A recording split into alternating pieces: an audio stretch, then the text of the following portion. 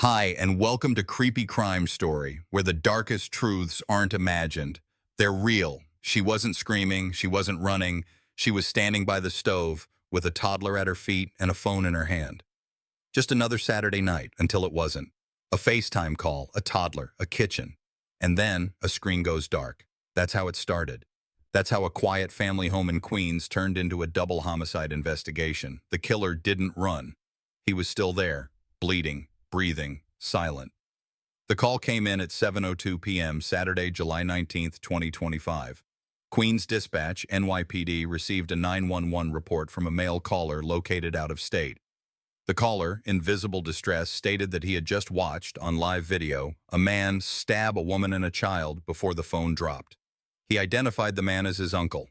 He provided an address, 6335 Forest Avenue, Ridgewood. NYPD patrol units from the 104th Precinct arrived on scene within minutes. The front door was unlocked. Lights were on. The apartment was still warm. Officers made entry without resistance and found 3 bodies: 1 adult male, 1 adult female, and 1 female child. 2 were unresponsive. 1 was breathing but unconscious, bleeding heavily from a self-inflicted stab wound to the upper chest. The woman was later identified as Anna Pilatagsi Moposita, 41 years old. The child, her daughter, was Annalise Cruz, age 2, both declared dead on arrival at Wyckoff Heights Medical Center.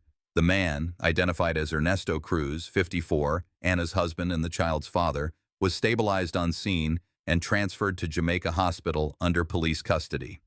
The kitchen was the epicenter. Blood was pooled beneath Anna's body and sprayed in a 45-degree arc along the lower cabinets. A single kitchen knife was recovered near Cruz's right hand. There was no sign of forced entry, no defensive wounds on either victim, and no signs of struggle elsewhere in the apartment. The coffee was still warm in a mug by the sink. Officers on scene described the layout as undisturbed, save for the violence. Lieutenant Angela Meyer, who later led the investigation, recalled, "It was clean. Too clean. That's what bothered me. She wasn't trying to get away. It didn't look like she even knew it was coming." According to preliminary autopsy findings from the Office of the Chief Medical Examiner, OCME, Anna sustained 18 stab wounds, primarily to the upper torso and neck. No injuries were post-mortem. There were no ligature marks, no drugs or alcohol detected in her system. The child, Annalise, had 9 puncture wounds, all clustered around the chest and upper abdomen. The positioning of the wounds suggested she had been seated or crouching when attacked. Forensic review of tissue damage indicated a blade similar in size and shape to the 6.5-inch stainless steel kitchen knife recovered at the scene. This was not a random act. It was not a burglary gone wrong. It was a contained, deliberate attack, and yet the story was more complicated than just a double homicide inside a Queens apartment, because someone had watched it happen, live. The FaceTime call lasted 1 minute and 7 seconds. The recipient of that call, a young man identified only as David, told police that his uncle Ernesto had contacted him to show him something. David believed at first it was just a family check-in. Anna appeared to be cooking. The toddler was laughing in the background. No warning, no tone shift, just the sound of Ernesto saying, "I'll be right back." Seconds later, Ernesto re-entered the frame, knife in hand. David reported hearing a scream, something crashing, and then the phone dropped. The screen went black. He called 911 within seconds. Forensic review of David's phone corroborated the timeline.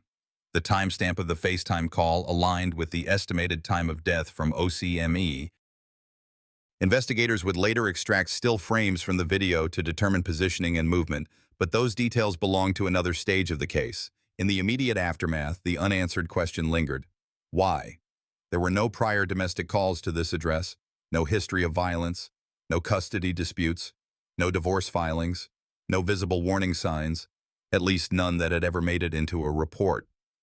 At the scene, detectives canvassed the neighbors. A few recalled hearing muffled arguments over the past year, but nothing unusual. "They were private," one neighbor said. "Quiet. We saw them sometimes with the baby, but they mostly kept to themselves." That privacy had cost Anna her life. Inside the master bedroom, officers found 2 mobile phones, Anna's and Ernesto's, and a small notebook on the nightstand. The notebook was blank. Anna's phone had no outgoing texts that day. But the browser history, as investigators would later discover, told a more nuanced story. One that didn't start that night. At the time of his transport, Ernesto Cruz was intubated but conscious. He gave no statement, no resistance. He remained under 24-hour surveillance pending charges. He would not speak to police that night or the next. As Lieutenant Meyer would later note in the incident report, "Some crime scenes speak, this one didn't. That silence, it wasn't peace. It was the sound of a plan already carried out." It didn't take long for the story to reach the rest of Ridgewood. By Sunday morning, July 20th, local residents had already begun placing small candles and a teddy bear outside the building on Forest Avenue. Neighbors used words like quiet, respectful, family-oriented. Most of them had no idea what had happened inside apartment 3B until the yellow tape went up. And even then, they didn't believe it. Not at first. The scene had been processed overnight. Crime scene technicians wrapped by 4:17 a.m. Uniformed officers remained stationed at the building as required by protocol for high-profile domestic homicides. Anna and her daughter were identified through personal documents recovered inside the residence: an Ecuadorian passport, a birth certificate for the child, school enrollment papers for a daycare in Bushwick. Detectives began canvassing the building just after 9 a.m. Sunday. The goal wasn't to build motive yet, it was to establish pattern of life. What did people see? And what did they hear? When was the last time anyone spoke to Anna Pilatagsi? 3 neighbors on the 3rd floor told similar versions of the same story. Anna was quiet. She took her daughter for walks almost daily. She nodded politely. She never said much. No one reported hearing anything unusual on the night of the killings. But one neighbor, Mrs. Lillian Carver, 64, offered a memory that stood out. 2 months prior, she recalled hearing muffled yelling through the wall, a male voice, angry, not loud, just firm. She couldn't hear Anna's voice, just the man's. It didn't happen often. She assumed it was a private argument and moved on. Investigators flagged this as the only third-party indication of household tension. It wasn't a reportable incident, but it painted a crack in the domestic image. Ridgewood wasn't known for explosive crimes. In neighborhoods like this, Lieutenant Meyer noted, people notice things, but they don't always ask. Downstairs, the building superintendent was cooperative. He confirmed that the couple had lived in the unit for 6 years. No complaints had ever been filed against them. No maintenance requests related to locks, broken windows, or signs of domestic conflict. Anna was listed as the primary leaseholder. On the administrative side, Anna held no active restraining orders, no calls to family court, no pending complaints with the Administration for Children's Services. She had never contacted law enforcement for help. Her digital records, however, told a slightly different story. A preliminary warrant served on Anna's iPhone SE uncovered recent searches that suggested elevated distress. On July 16th, 3 days before her death, Anna had searched the following queries: how to leave an abusive relationship safely, domestic violence shelters Queens, NY, can I get custody if I'm undocumented in New York? These searches were isolated. No saved links, no emails sent, no outgoing texts referencing the queries. Detective Casey Rios, who managed the phone triage, noted the pattern was common in victims who were afraid of being monitored. Anna hadn't deleted the history, but she hadn't acted on it either. There was no contact made with any organization, hotline, or service. No downloaded apps, just silent browsing. Investigators found one more detail. Her Notes app contained a short entry saved under a generic file name, updated on July 17th. If something ever happens to me, please take care of Annalise. She's all that matters. The note wasn't shared, it wasn't time-stamped with a location, but it provided intent, an awareness that danger was escalating. Yet even with that knowledge, Anna hadn't left. She hadn't told anyone, and she hadn't called for help. That's what puzzled investigators most. She was aware of the threat. She had done the searches. She had written a goodbye, but she stayed. Why? That question couldn't be answered through forensics. It would depend on human reconstruction, interviews, phone records, daily routines, digital artifacts. But the seeds of a deeper dynamic were beginning to emerge. A visit to Anna's employer, a small private daycare near the Brooklyn-Queens border, added another angle. According to her supervisor, Anna had recently asked about reducing her hours, not because of the workload, but because her husband didn't want her traveling home late.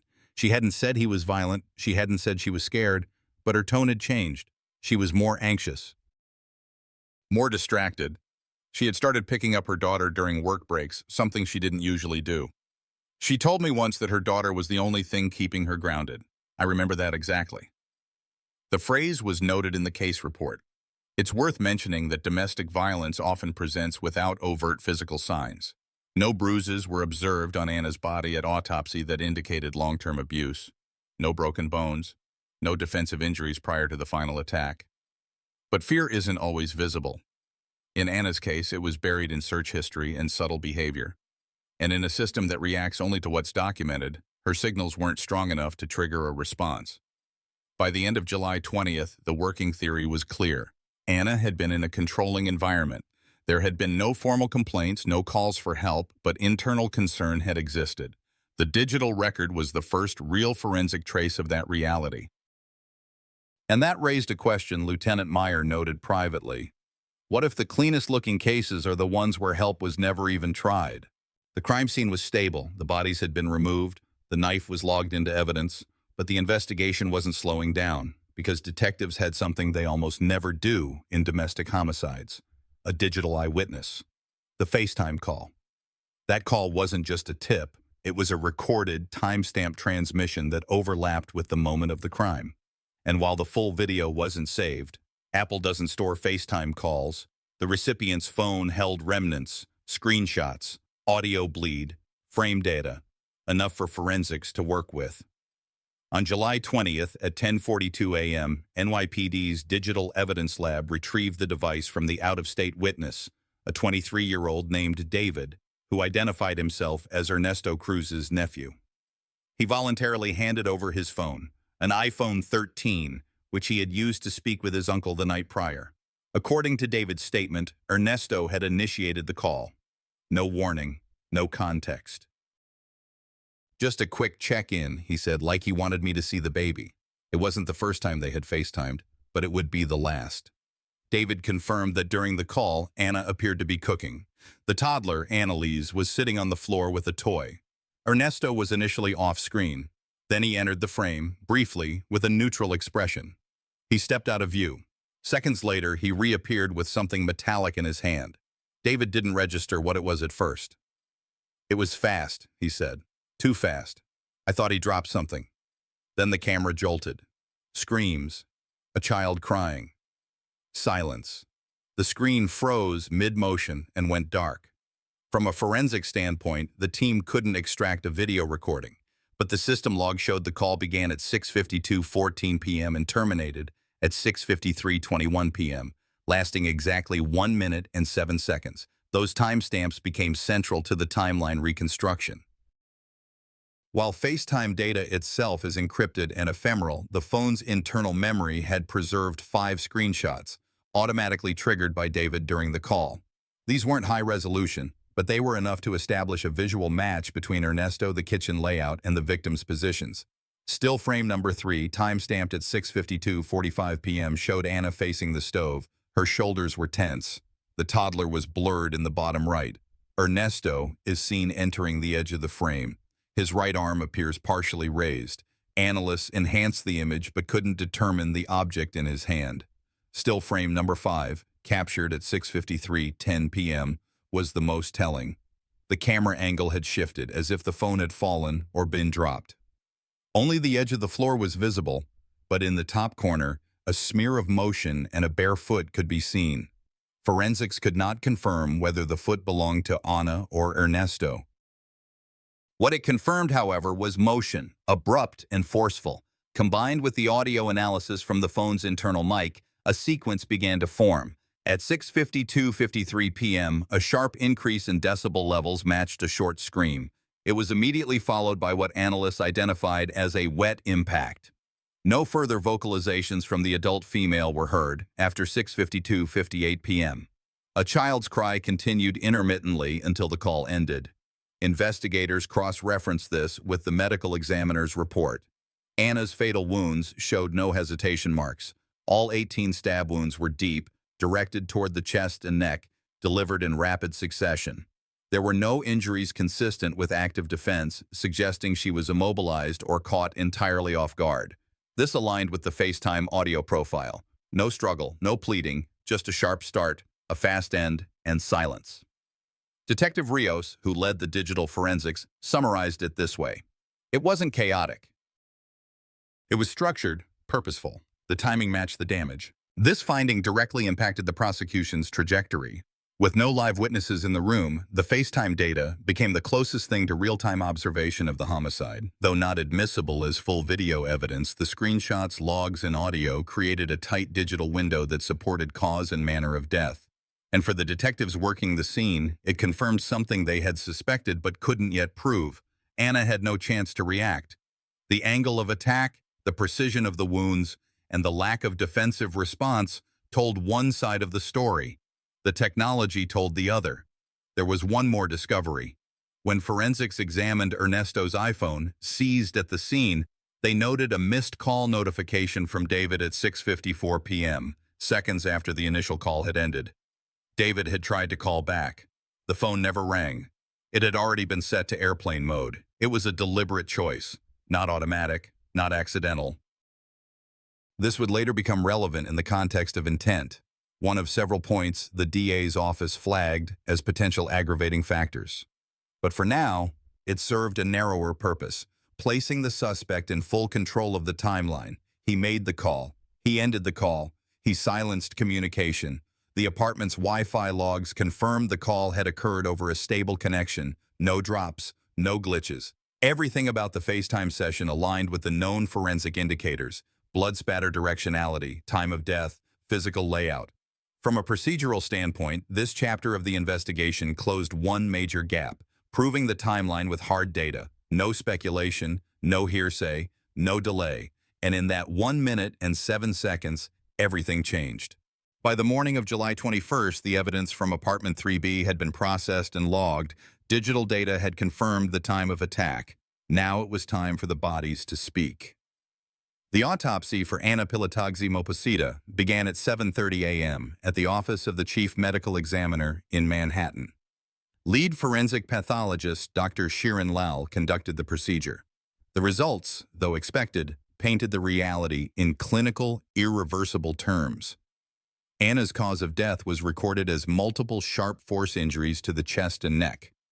There were 18 stab wounds, each with defined margins, deep tissue penetration, and directional consistency. The wounds clustered primarily on the left anterior thorax, the suprasternal notch, and lateral neck regions. 3 of them, specifically wounds number 6, 11, and 14, were deemed independently fatal. Those injuries severed the right common carotid artery, punctured the left lung, and pierced the superior vena cava. Importantly, none of the wounds displayed hesitation marks or partial depth cuts, which often suggest impulsive behavior or indecision. These were committed thrusts, uniform, deliberate. According to Dr. Lal's report, the attack was likely completed within 15 to 20 seconds. Bruising patterns revealed minimal pre-mortem blunt force trauma. There were no defensive injuries on Anna's forearms, wrists, or hands, no fractured fingers, no grasp wounds, no signs she tried to block the weapon. For the investigative team, that confirmed a point already suspected. Anna was caught completely off guard. She didn't have time to react. Her body showed early-stage petechial hemorrhaging in the conjunctiva, often a sign of shock-induced vasodilation. Her blood alcohol level was 0.000. Toxicology was clean. There were no signs of medication overdose or sedation. She had been completely lucid and completely vulnerable. Her 2-year-old daughter, Anna Liz Cruz, underwent a separate autopsy that same day. The findings were no less brutal. Anna Liz sustained 9 sharp force injuries, all centered in the upper chest and abdominal region. 3 penetrated the heart, 1 severed the left pulmonary artery. The angle and depth of each injury were consistent with downward thrusts, delivered from a standing position to a child either sitting or crouched on the floor. There were no signs of restraint, no ligature marks, no positional asphyxia. Like her mother, the toddler had no chance to escape. No hesitation wounds, no shallow cuts, just full commitment violence. Anna Liz's injuries suggested she was attacked after Anna. Blood pattern analysis supported this sequencing. Spatter cast from the adult victim was found on the child's shirt, but the inverse was not true, meaning Anna bled first. The child was struck shortly after. There was one final finding from the medical examiner that held investigative weight. Both victims exhibited zero post-mortem movement. Their bodies had not been repositioned. They died where they fell. The location and pooling of blood confirmed this. The layout at the scene, paired with the wound trajectories, allowed for the construction of a forensic animation later used internally by the NYPD Homicide Division. In that model, Anna was standing at the stove. She turned, partially, to face the attacker. The first two blows struck high and center. She collapsed backward. The child was nearby, seated, unguarded. The second sequence of wounds followed within seconds. Dr. Lal's summary notation read, "Sequence of injuries consistent with rapid attack in confined space. Victims exhibited no sign of prolonged assault or displacement, indicative of personal, premeditated intent." Back at the precinct, Lieutenant Meyer reviewed the results in silence. From an investigative perspective, the data aligned. No defensive wounds, no drugs, no struggling, no delayed fatality. The attack was clean, fast, and final, but something still didn't sit right. The crime was too composed. The wounds were delivered like someone who wasn't guessing. They knew exactly where to strike. For the NYPD, the forensic path was narrowing. There was no evidence of an outside assailant, no other DNA, no foreign prints, no forced entry. The crime was contained, surgically timed, and anatomically effective. The next phase would focus on motive, but the physical evidence had already answered the central question: how did they die? They died in their own home, in a span of less than 30 seconds, by a hand they trusted. When investigators began examining Ernesto Cruz's digital footprint, they weren't just looking for motive, they were trying to reconstruct state of mind. Unlike victims, who often leave behind fragmented traces of fear, control tends to leave patterns, predictable, repetitive, quietly embedded into behavior. Cruz's iPhone, recovered from the scene and later unlocked via court-authorized warrant, held no text messages sent in the 72 hours before the attack. His call history was minimal. No outgoing calls on July 19th prior to the FaceTime session. No texts to Anna. No calls to friends. Nothing to suggest an immediate crisis. That in itself was unusual. A man about to commit a double homicide doesn't usually operate in silence, unless silence was already a routine, but the browser history was more revealing. Between July 12th and 18th, Cruz had visited at least 9 pages related to parental custody rights, specifically focused on fathers of U.S.-born children in domestic disputes. He also accessed legal forums that discussed the risk of losing child access in cases involving undocumented spouses. Anna's legal status, while never used against her, was known to him. One bookmarked site offered information on how to terminate shared custody in contested cases. He didn't message anyone about this. There were no notes, no saved documents, just visits, clicks, passive intent. But the search dates aligned closely with the week Anna had begun researching domestic violence shelters on her device. 2 people in the same apartment, sitting on opposite sides of the law, both quietly preparing for something the other may have sensed, but never openly acknowledged. Beyond browsing, analysts found another digital detail. The Notes app on Cruz's phone contained a draft saved July 16th titled Contingency Plan. It wasn't a manifesto. It was short. The bullet points read, Anna's school transfer, mom call, use Anna's phone, delete. This note wasn't shared. It wasn't encrypted. But it was there with a last edit timestamp 3 days before the crime. Investigators interpreted this not as a kill plan, but as early indications of a controlled narrative, a containment strategy. What's more concerning was the line about using Anna's phone. Her device had not been tampered with. But the intent raised red flags. If the attack had been prevented, would the digital trail have been erased? That remains hypothetical. What wasn't hypothetical were the location pings. Cruz's phone location history showed a single movement between 3:00 p.m. and 6:30 p.m. on July 19th, a walk to a nearby hardware store 2 blocks west of Forest Avenue. CCTV confirmed his presence there at 3:18 p.m. He did not purchase anything. He entered, walked the aisles for less than 4 minutes, then exited empty-handed. The relevance of this visit was unclear, but it reinforced a behavioral detail. The hours leading up to the murders weren't chaotic. They were calm, structured, observed in silence. That was further supported by apartment Wi-Fi data. Logs showed the devices remained connected throughout the day. There were no disruptions, no mass file deletions, no digital panic. He stayed in the apartment. He accessed basic web content. And then, at 6:52 p.m., he initiated a FaceTime call to his nephew. That was the only call made from his device that day. After the call ended and before first responders arrived, his phone entered airplane mode. Investigators confirmed this action occurred at 6:54 p.m. within 1 minute of the call terminating. It was a manual action, not accidental, not forced by signal loss. To Lieutenant Meyer, this detail mattered.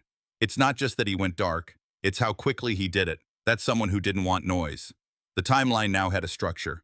July 16th, Cruz writes contingency notes. July 18th, Anna searches for shelters and custody help.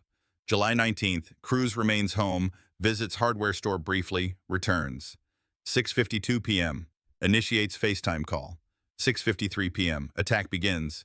6:54 p.m., puts phone in airplane mode. 7:02 p.m., emergency call made by nephew from out of state. 7:10 p.m., NYPD arrives at scene. There was no evidence Cruz had consulted any content related to weapons, body disposal, or criminal concealment. That absence became its own statement. He wasn't planning to hide the act. He wasn't preparing to run. He was preparing for what came next. Narrative controls. Who would speak first? Who would have access? Who would be believed? The rest would have to be built by investigators. But by the end of July 21st, one thing was certain. The lead suspect wasn't panicked. He was methodical. He was watching everything. By mid-July 2025, the forensic timeline was no longer in dispute. What remained was the question few investigators liked asking out loud. Could this death have been prevented?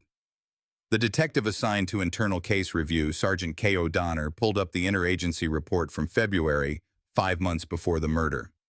It detailed a domestic wellness check request made by Ana Maria Castillo's primary care physician. The note was brief but telling.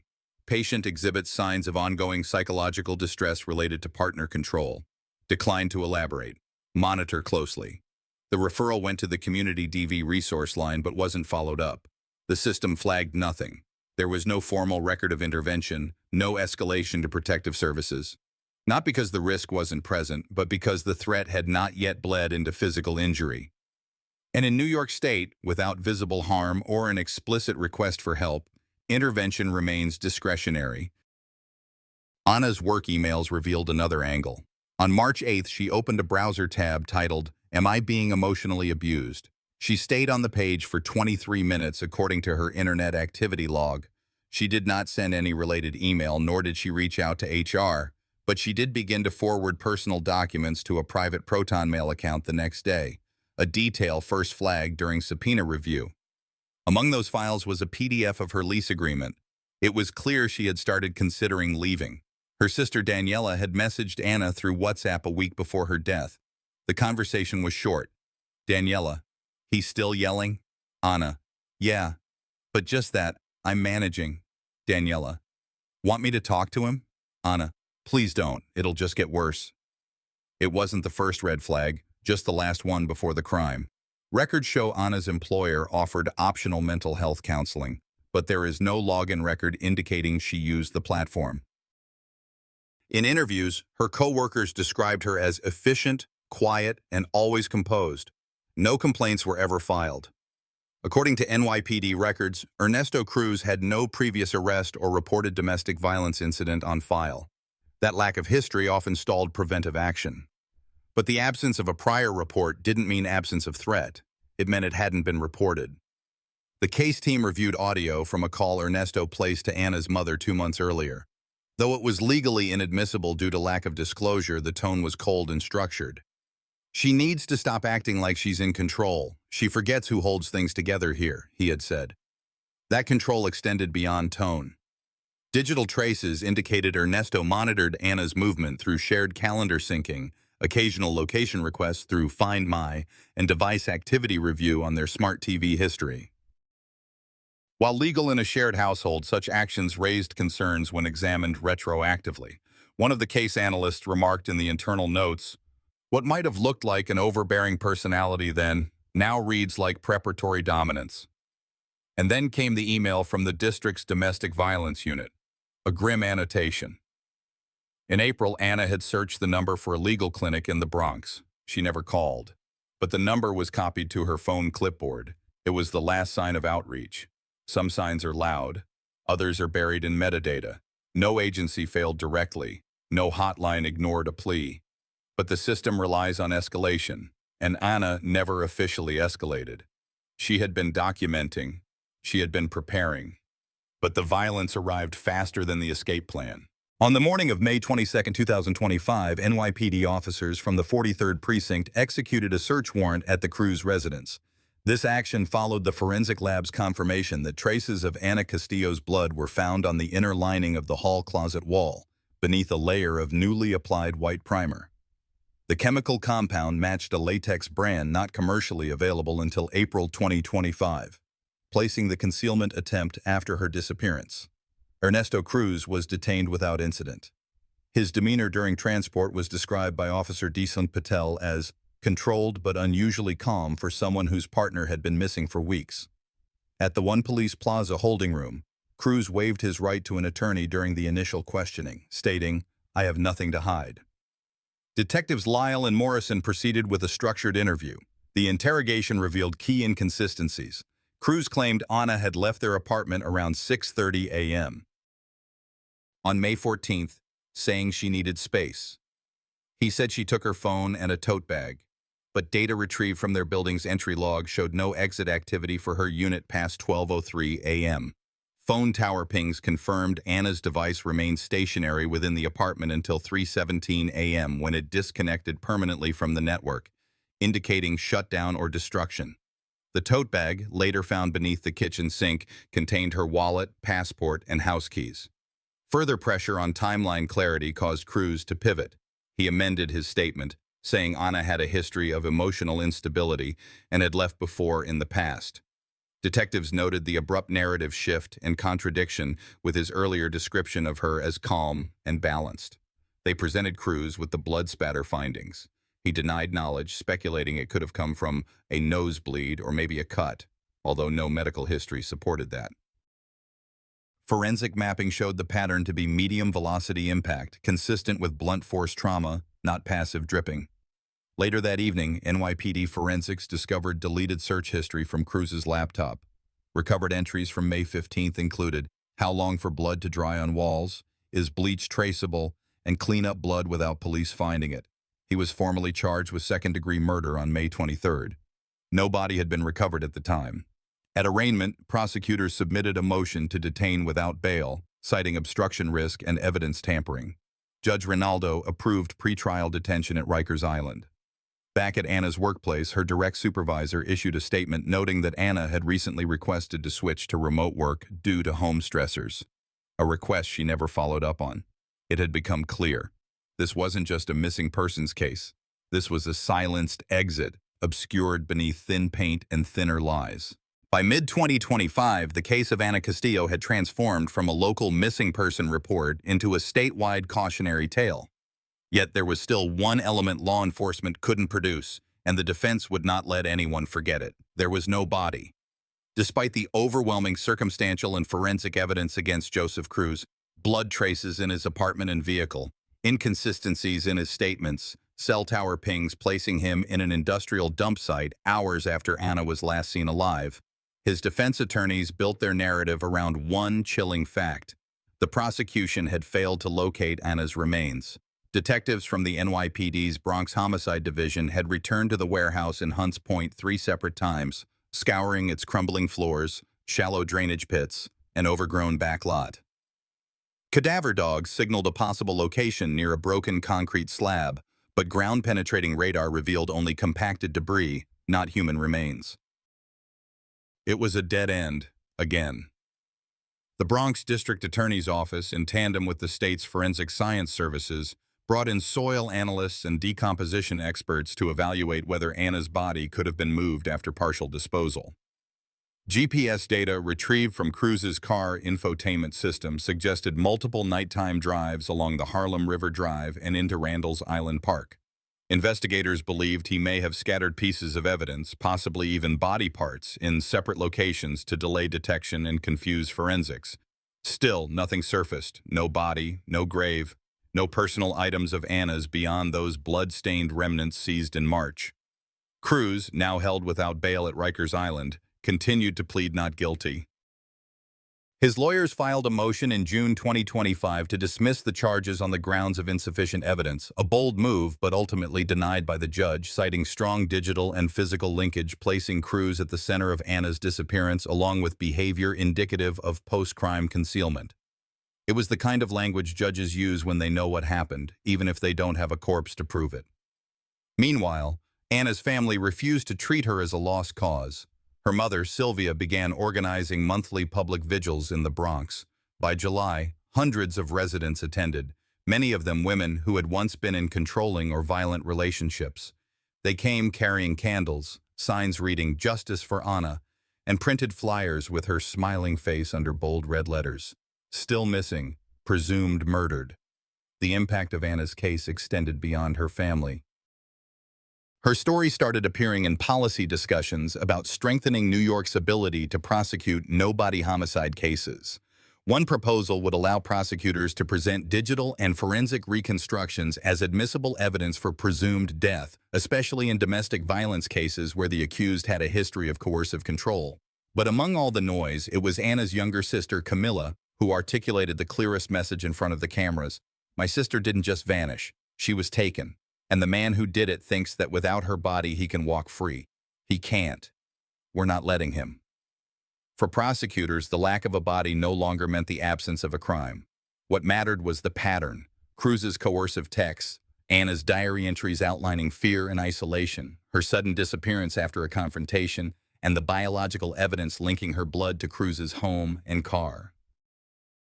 When considered together, it was no longer a missing persons case, it was a murder case without a grave. This wasn't the first time the justice system confronted this reality. Across the U.S., nearly 500 convictions have been secured in no-body cases, a number that continues to grow. The guiding principle remains: a body is not required to prove a life was taken, only that it no longer exists, and why. The final pretrial conference was scheduled for September 2025. Cruz's public defenders indicated they would likely push for a plea deal, citing the deteriorating public sentiment and Cruz's inability to explain key forensic links. The DA's office, however, held firm: no deal. Not without a full trial. If a jury one day convicts Cruz, it will be not because of dramatic confessions or eyewitnesses.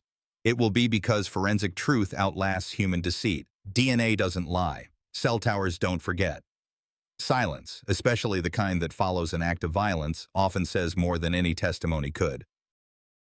And as I trace the timeline one last time, from Anna's fear-filled diary entries to the blood in Cruz's walls, I'm reminded of something one NYPD lieutenant said to me off camera. He tried to erase her, but every trace he left behind is screaming that she was here. No one ever thinks it'll be them until it is. I've learned that control doesn't always show up with fists. Sometimes it creeps in through silence, guilt, and fear. If Anna's story has taught us anything, it's that speaking up matters, even when it feels impossible. If you or someone you love is living in fear, please know, it's not weakness to ask for help, it's strength. Now I want to hear from you. What did Anna's case make you think about? Have you ever seen red flags that others ignored? Drop your thoughts in the comments and let me know what city or state you're watching from. If this video moved you, share it. And if it didn't, I'd still love to know why. Your voice matters here. Don't forget to subscribe if you want to see more real stories that matter.